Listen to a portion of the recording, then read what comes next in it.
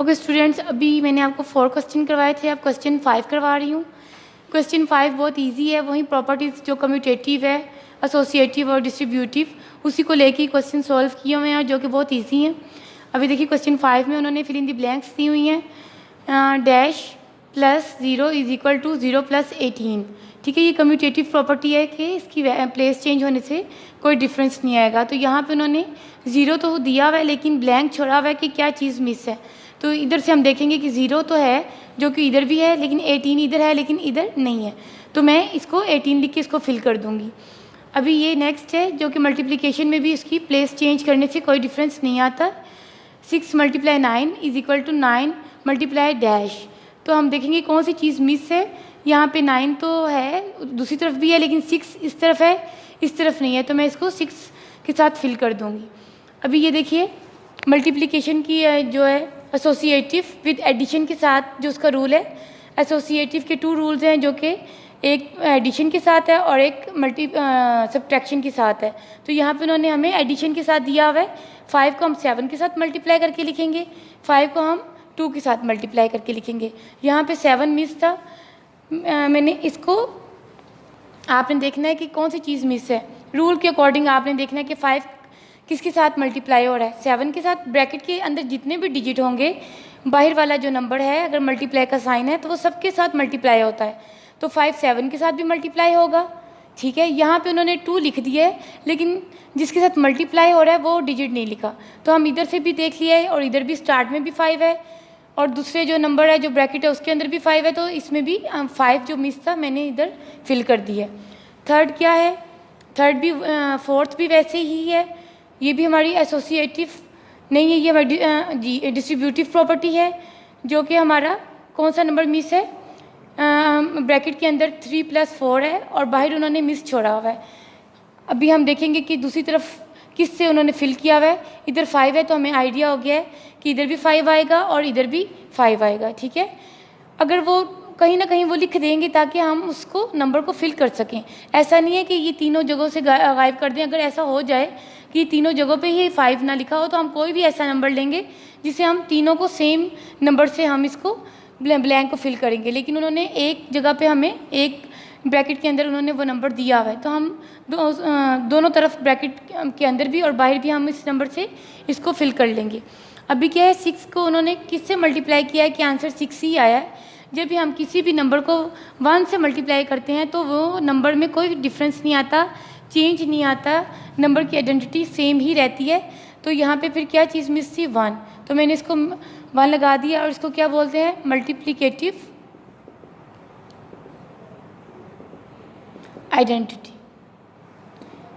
ठीक है, ये मैंने यूनिट 1 की आपको वर्कशीट में भी करवाया है, आपको मैंने डेफिनेशन में भी करवाया है। आपने वीडियो को देखना है, ध्यान से समझना है, फिर आपको हर चीज़ बहुत इजी हो जाएगी आपके लिए। अभी ये देखिए 5 में plus dash is equal to 5।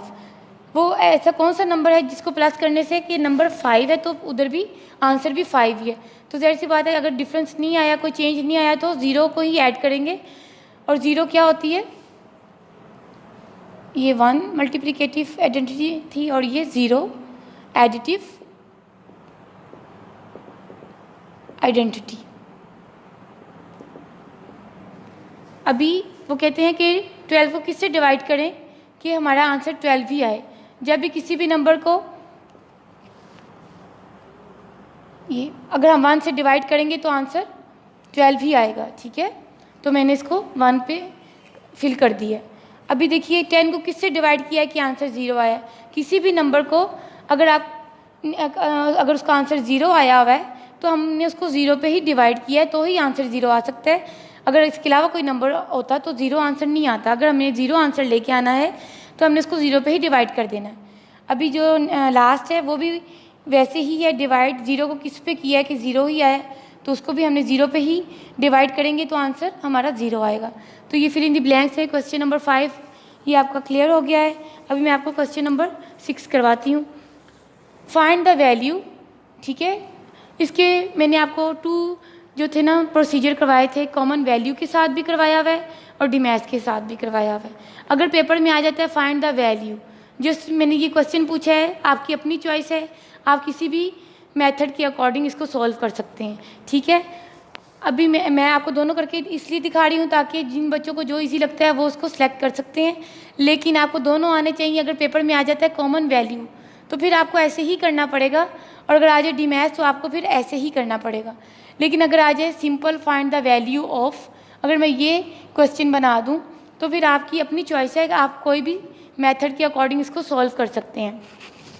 बहुत ही ये इजी है कॉमन वैल्यू लेना। अगर कोई वैल्यू सेम है तो मैं उसको कॉमन ले लिया जाता है।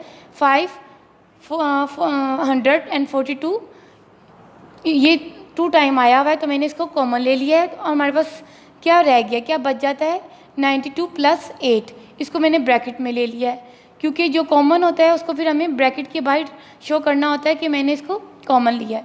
अभी हम पहले ब्रैकेट को सॉल्व करते हैं। 92 + 8 = 100। ठीक है, और ये एज इट इज़ ब्रैकेट नीचे आ जाएगी। अगर ब्रैकेट के का मतलब बाहर कोई उन्होंने वैल्यू दी हुई है लेकिन कोई साइन नहीं है तो उसका मतलब ही मल्टीप्लिकेशन होता है।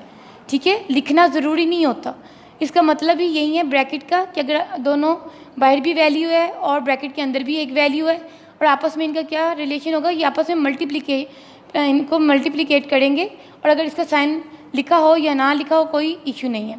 मैंने इसको मल्टीप्लाई किया और इसका आंसर ये आ गया।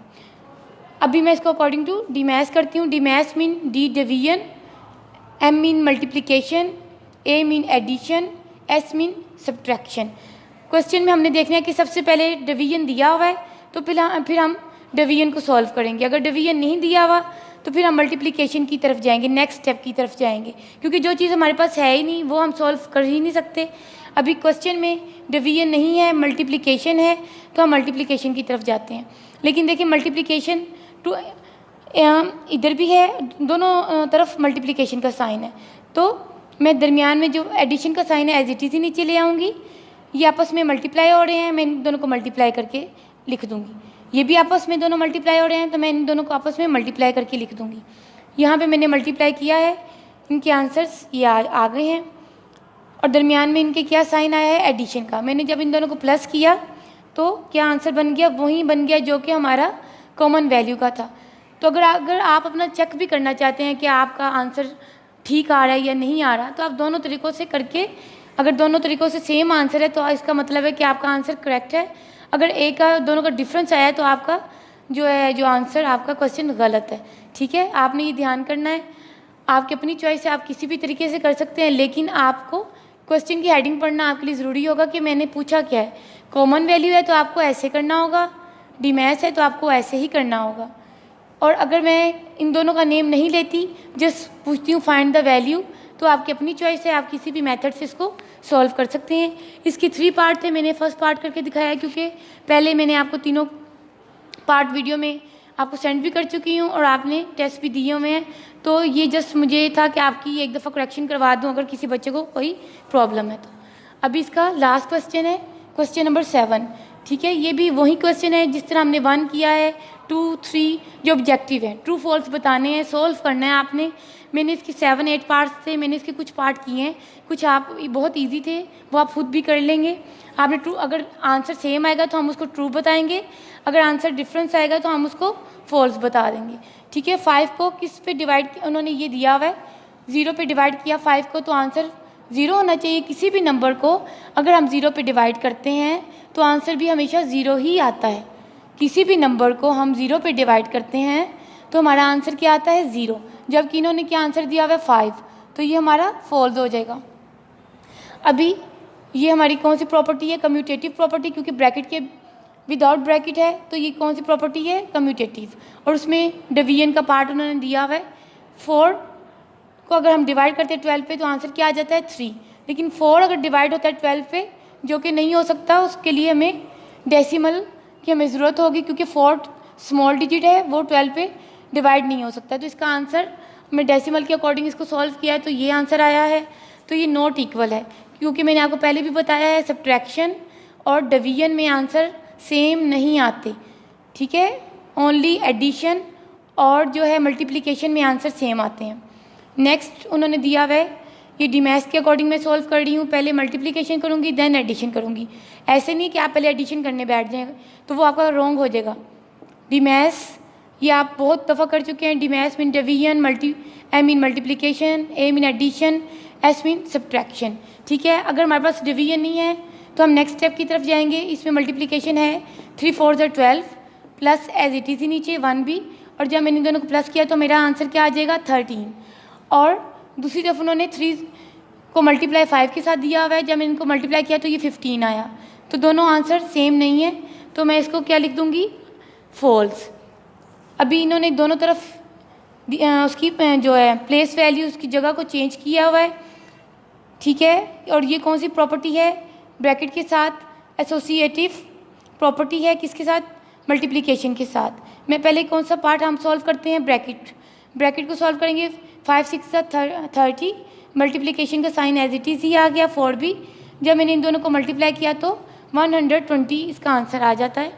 और दूसरी तरफ भी मैंने ब्रैकेट के जो पोर्शन को ओपन किया तो 4 5 20, मल्टीप्लिकेशन का साइन एज इट इज़ ही आ जाएगा 6 भी।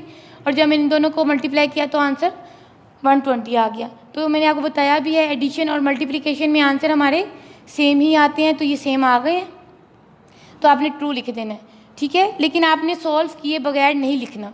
सम टाइम उनके पास बहुत ट्रिक होते हैं, वो कहीं पे डिवाइड कहीं माइनस लिख देते हैं ताकि बच्चे गलत करें। ठीक है, आपका ये होना चाहिए कि आपने सॉल्व करेंगे तो आपकी मिस्टेक हो ही नहीं सकती है। तो ये आपके जो पार्ट रह गए हैं, 2-3 पार्ट है, वो आपने खुद से कर लेने हैं। आपकी पूरी एक्सरसाइज हो गई है। अब मैं आपको 2B की 2 यूनिट की वर्कशीट करवाऊंगी, देन आपका यूनिट कंप्लीट हो जाएगा। ओके।